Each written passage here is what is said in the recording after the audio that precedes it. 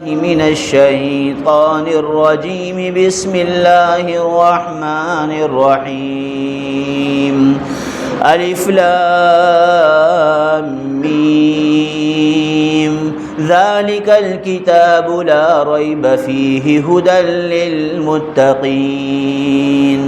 وقال رسول الله صلى الله تبارك وتعالى عليه وسلم سيأتي على الناس زمان لا يبقى من الإسلام إلا اسمه ولا يبقى من القرآن إلا رسمه او كما قال عليه الصلاة والسلام۔ درود پاک پڑھ لیں۔ اللهم صل على سيدنا ومولانا محمد وعلى آل سيدنا ومولانا محمد وبارك وسلم یا رب صل وسلم دائما ابدا على حبیبک خیر الخلق کلہم۔ طلبہ اعظام، حضرات علماء کرام اور میرے محترم بھائیوں اور دوستوں، سب سے پہلے تو ہم رب کائنات کا بے حد شکر گزار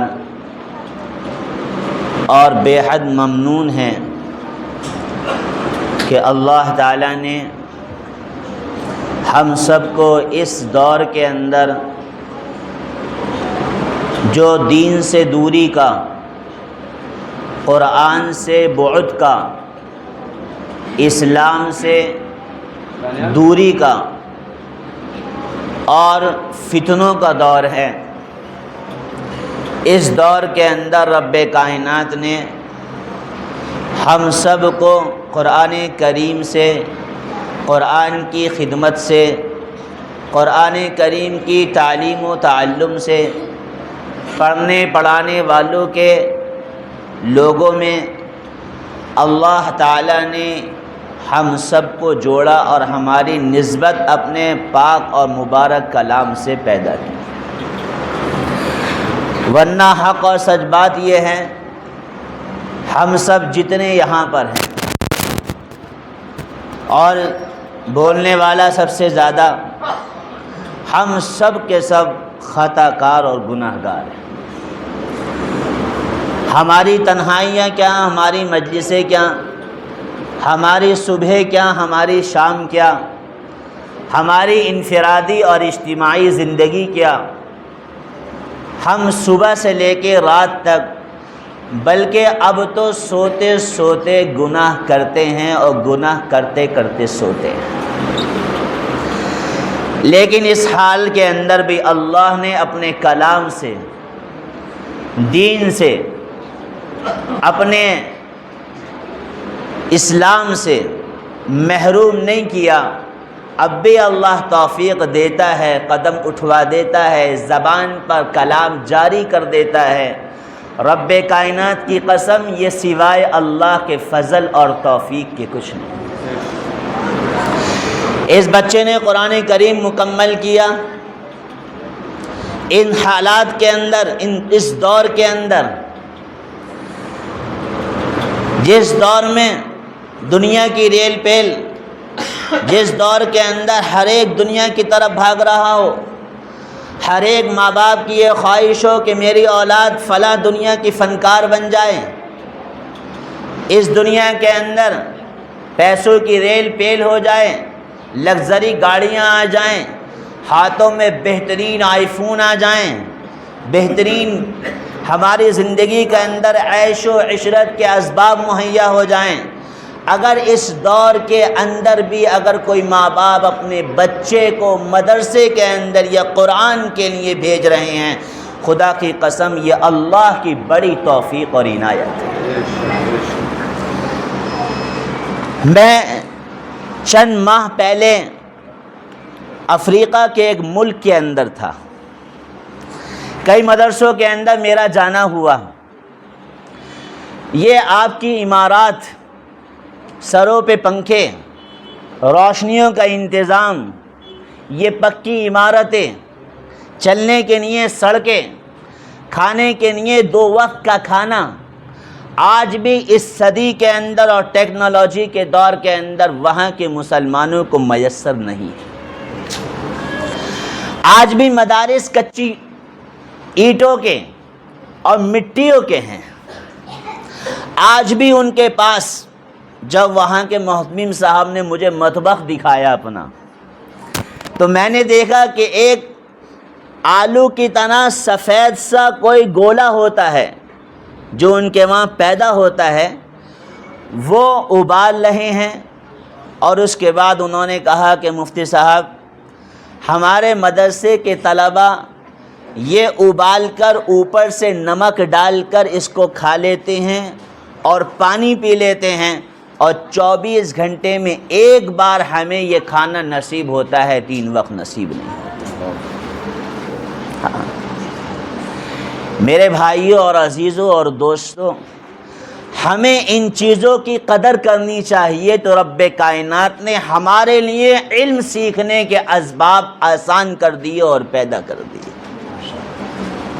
ہمیں اس کی قدر نہیں ہے۔ ایک مدرسے میں میرا جانا ہوا،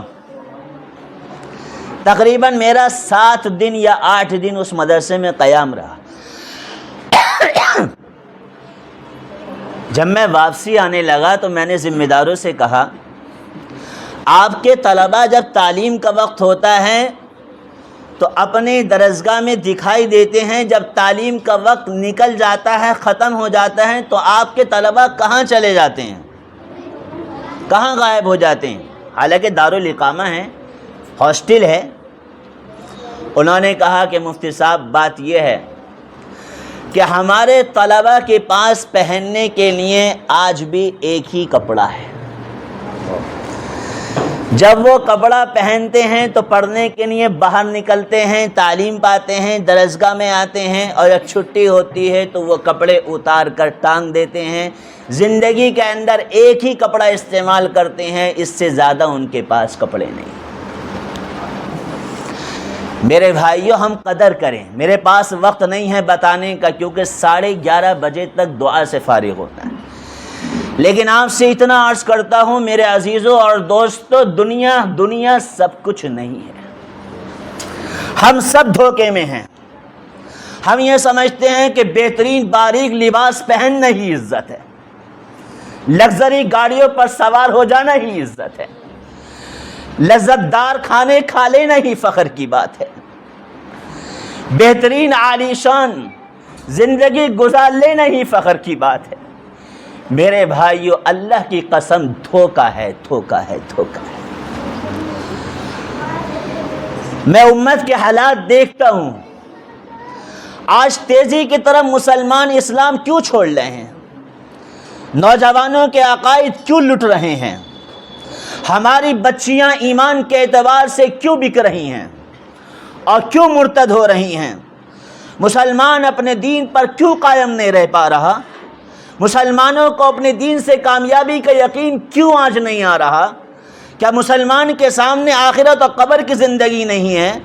میں کل بھی ایک پروگرام میں تھا دعا کے، میں نے وہاں بھی یہ بات عرض کری اور آپ سے بھی عرض کرتا ہوں۔ میں کوئی بیان اور تقریر نہیں کر رہا، میرے عزیزوں، یہ بتانا چاہتا ہوں کہ دنیا کی زندگی سے ہم دھوکے میں نہ پڑیں۔ 60-70 سالہ زندگی ہے، 100 سال کے پہلے کے لوگوں کی قبر آپ کو معلوم ہے، مجھے معلوم ہے، ان کے قبروں کے نشان ملتے ہیں۔ ایک زمانہ تھا کہ ان کے بھی بڑا شور ہوا کرتا تھا، ان کے گھر بھی بڑی آباد ہوا کرتے تھے، وہ بھی یہ سوچا کرتے تھے کہ ہمارے بغیر دنیا کے کاروبار، ہمارے بغیر ہمارا گھر نہیں چل سکتا ہے۔ اسی وجہ سے جناب رسول اللہ صلی اللہ تبارک و تعالی علیہ وسلم نے ارشاد فرمایا کہ مسلمانوں، زندگی سے دھوکے میں مت پڑ لینا کہ ابھی تو جوانی ہے، ابھی تو طاقت اور قوت ہے، ابھی تو ہمارے اندر بہت زیادہ ہماری عمر باقی ہے، ابھی انتظار مت کر لینا دانت کے گر جانے کا، کمر کے جھک جانے کا، ہاتھ میں ڈنڈا آ جانے کا۔ نہیں، فرمایا کل نفس ذائقۃ الموت۔ اس دنیا سے دھوکے میں مت پڑنا، اس دنیا نے آج تک کسی کے ساتھ وفا نہیں کری ہے۔ ایک دن مجھے اور آپ کو بھی جانا ہے۔ موت ایک حقیقت ہے، مجھے اور آپ کو بھی آنی ہے، مجھے اور آپ کو بھی قبر میں لٹایا جائے گا۔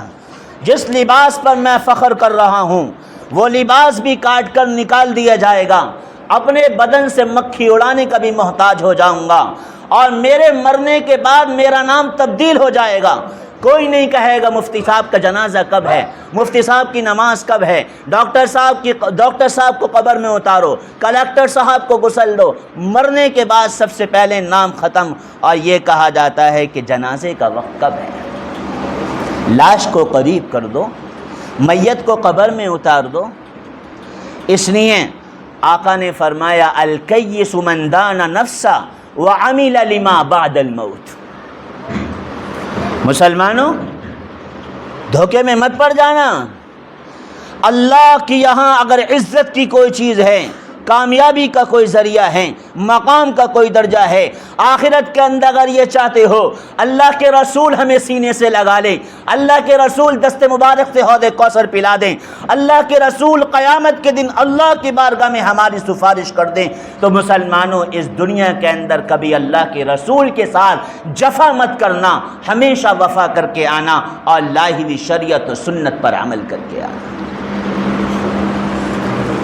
جناب رسول اللہ صلی اللہ علیہ وسلم نے ارشاد فرمایا بہترین اور عقل مند مسلمان اور انسان وہ ہے جو موت کے آنے سے پہلے موت کی تیاری کرے۔ جو کچھ دنیا کے حالات ہیں سب کے سامنے ہیں، لیکن جو حالات دنیا کے ہیں اس سے پہلے اللہ نے فرمایا تھا کہ مسلمانوں وَأَنْتُمُ الْأَعْلَوْنَ إِن كُنتُم مُؤْمِنِينَ، ہم تمہیں زندگی دے رہے ہیں تو اس زندگی کا مقصد صرف اتنا نہیں ہے کہ دن بھر کماؤ رات کو آ کے سو جاؤ، دن بھر اپنے بیوی بچوں کی فکریں کرو رات کو آ کے سو جاؤ، نہیں۔ قیامت کے دن سوال ہوگا کلکم راع وکلکم مسئول عن رعیتہ۔ اپنی نسلوں کی فکر کرو میرے بھائیوں، ایسا نہ ہو ہمارے مرنے کے بعد ہماری نسلیں ہم پہ ثواب بھی نہ پہنچا سکیں، ہماری نسلیں ہماری قبر بھی بھول جائیں، ہمارے مرنے کے بعد ہمارے گھر سے ہمارے دین اور ایمان کا جنازہ بھی نکل جائے۔ یہ سب سے زیادہ فکر کی بات ہے جو آج دنیا کے اور ملک کے حالات ہیں۔ اللہ نے زندگی دی ہے، یہ زندگی صرف کھانے اور پینے اور پہننے اور کاروبار کے لیے نہیں ہے، اس زندگی کا بنیادی مقصد ہے کہ مسلمانوں اللہ اس کے رسول کو راضی کرو، اللہ اس کے رسول کو راضی کرو۔ مرنا ہے، قبر میں جانا ہے، 2 گز زمین کے اندر دفن ہونا ہے۔ اس لیے اللہ کے رسول نے فرمایا ہر وقت اپنی آخرت اور قبر کو یاد رکھو۔ یا اللہ نے آنکھیں اس لیے نہیں دی کہ نامحرموں کو دیکھا جائے، یہ کان اس لیے نہیں دیے کہ ایئرفونوں کو ٹھوس کر خدا کی نافرمانی کی آوازیں ان کانوں کے اندر ڈالی جائیں، یہ پیٹ اس لیے نہیں دیا کہ حلال اور حرام کے امتیاز اور تمیز کے بغیر جو چاہے کھا لیا جائے، یہ پیر اس لیے نہیں دیے خدا کی نافرمانی کی طرف چلے جائیں اور اٹھائے جائیں، یہ دماغ اور سوچ اس لیے نہیں دی کہ خدا کی نافرمانیوں کے اس کے اندر جذبات ابھارے جائیں۔ قیامت کے دن اللہ سب کو گویائی دے گا، یہ ہاتھ، یہ آنکھ، یہ دماغ، یہ پیر، یہ ہاتھ، الیوم نختم علی افواہہم وتکلمنا ایدیہم وتشہد ارجلہم بما کانوا یکسبون، سب کو گویائی دی جائے گی۔ اس لیے میرے بھائیوں، اللہ نے جو زندگی دی ہے ایسی صاف و شفاف زندگی گزاریں کہ مرنے کے بعد اللہ کے یہاں انعام اور اکرام کے ساتھ حاضر ہوں، مجرم بن کر کے ہم حاضر نہ ہوں۔ اتنی صاف و پاکیزہ زندگی گزارو کہ ہماری موت پر فرشتوں کو خوشی ہو اور ہماری موت پر آسمانوں پر جشن و خوشیاں منائی جائیں۔ صرف زندگی اس کا نام نہیں ہے کہ حلال کما لو اور بچوں کو کھلا دو۔ اگر زندگی یہی ہوتی 1,24,000 کم و بیش صحابہ اکرام آئے ہیں، لیکن زندگی کا مقصد جانا تھا تو میرے بھائیوں سب کچھ دین اور ایمان کے اوپر لٹا کے رکھ دیا، سب کچھ مسلمان بنایا ہے اللہ نے، ایمان دیا ہے، قرآن سے جوڑا ہے، شریعت سے جوڑا ہے، صحیح سمجھ دے دی ہے، اس سے زیادہ اور کیا دیا جائے گا؟ تو لہٰذا ہم پر لازم ہے کہ اپنے زندگی کو امانت کے ساتھ اللہ کے احکامات پر اور آقا دو جہاں جناب رسول اللہ صلی اللہ علیہ وسلم کی لائی ہوئی شریعت و سنت پر گزارا جائے۔ اس لیے میرے بھائیوں، ہائے ہائے، مسلمان تو وہی ہوتا ہے جس کی زندگی سے اللہ کا حکم، نبی کا طریقہ نہیں چھوٹتا۔ سعد ابن معاذ رضی اللہ عنہ کی وفات ہوئی مدینہ منورہ کے اندر، حضرت جبرائیل علیہ السلام تشریف لائے، الصلاۃ والسلام علیک یا رسول اللہ صلی اللہ، یا رسول اللہ کیا واقعہ ہوا مدینے میں؟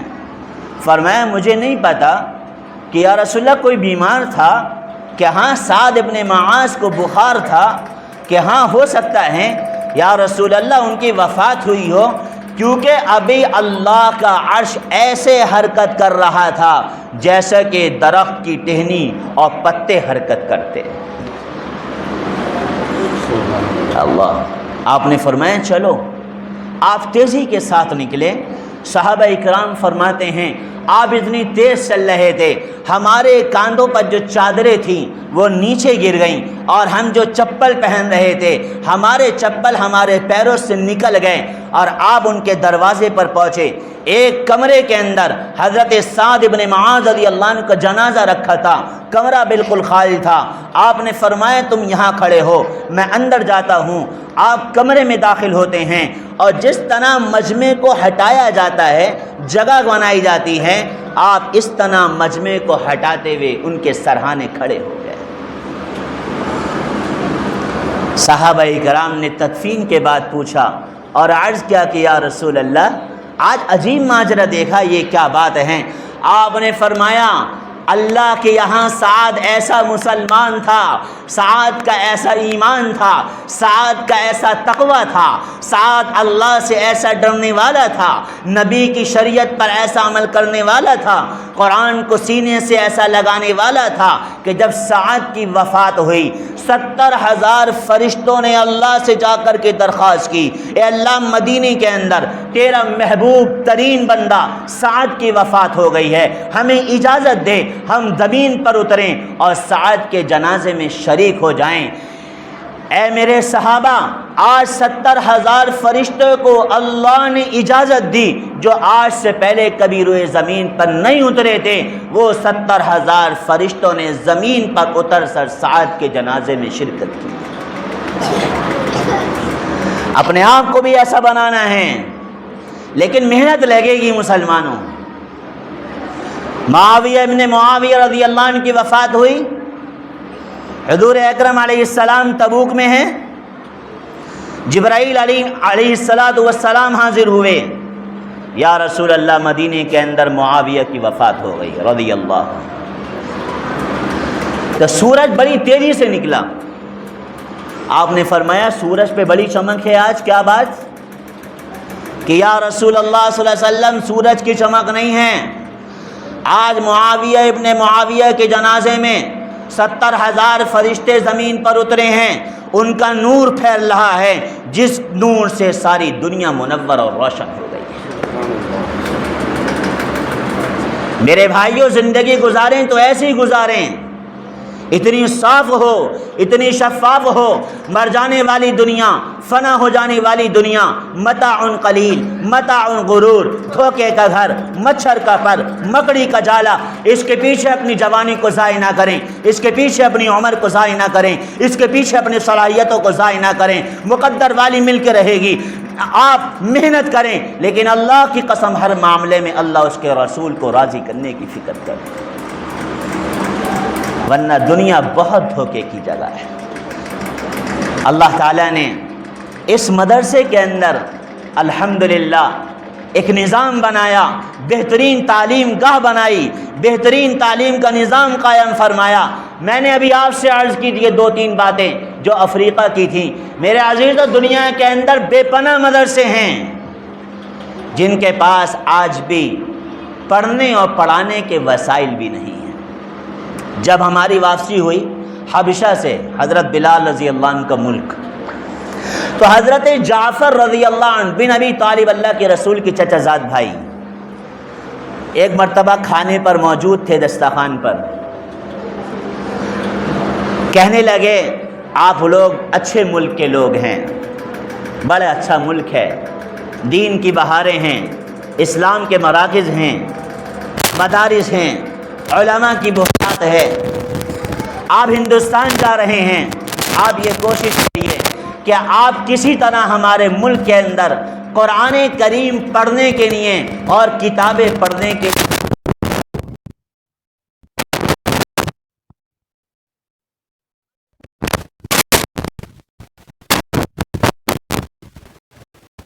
قرآن کو محفوظ کر لینا۔ یقیناً ان کے والدین کی بڑی محنت، ان کے استاد محترم کی بڑی محنت، ان کے خاندان والوں کی دعائیں، ان کے بڑوں کی دعائیں ان کے ساتھ ہیں، انہوں نے اپنے سینے میں قرآن محفوظ کر لیا۔ اللہ کی قسم، یہی اصل زندگی ہے، یہی اصل ہمارا اثاثہ ہے، یہی ہمارا سامان ہے، مرنے کے بعد اس کے علاوہ کوئی کام آنے والی چیز نہیں۔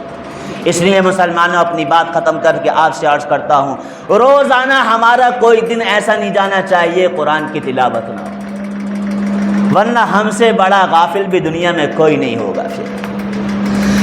موبائل کو تو وقت دیتے ہیں 1-2 گھنٹے، لیکن قرآن مسلمان نہیں پڑھتا ہے۔ رات کو سونے سے پہلے آدھا پون گھنٹہ موبائل چلاتا ہے، لیکن 2 رکعت اللہ کے سامنے رات کی تنہائیوں میں کھڑے ہو کر نہیں پڑھتا۔ اللہ نے فرمایا مسلمانوں وَأَنْتُمُ الْأَعْلَوْنَ إِن كُنتُم مُؤْمِنِينَ، سر بلند تم ہی رہو گے، شرط یہ ہے کہ تم سر کے بال سے لے کے پیروں کے ناخن تک محمدی روپ کے اندر آ جاؤ، محمدی سوچوں کے اندر آ جاؤ، محمدی لباس کے اندر آ جاؤ، محمدی وضاقدہ کے اندر آ جاؤ، محمدی فکروں کے اندر آ جاؤ، محمد صلی اللہ علیہ وسلم والے رونا سسکنے والے بن جاؤ۔ اللہ مایوس دور کے اندر بھی ہمیں امید دلاتا ہے۔ اللہ تبارک و تعالی آپ تمام حضرات کی آمد کو، ان کے پڑھنے کو، محنت کو، ان کے والدین، ان کے خاندان، ان کے استاد محترم کی جہد اور کوشش کو، اس مدرسے کو اللہ اپنی بارگاہ میں بے پناہ قبول فرمائے۔ اللہ تبارک و تعالی تمام مدارس کا غیب سے تکفل اور تکمل فرمائے۔ اللہ تبارک و تعالی جو بھی مدارس کی رکاوٹیں ہیں، جو سازشیں ہیں، ہر طرح کی رکاوٹوں اور سازشوں کو دور فرمائے۔ ہمارے ملک کے اندر اللہ قیامت تک مدارس کا جال اسی طرح بلکہ اس سے زیادہ بچھا رہے۔ اللہ ایسے امن و امان کا ماحول قائم فرمائے۔ اللہ دین کے تمام مدارس، مساجد، مکاتب، مراکز کی حفاظت فرمائے اور اس مدارس کو خوب ترقی عطا فرمائے۔ وآخر دعوانا الحمد للہ رب العالمین۔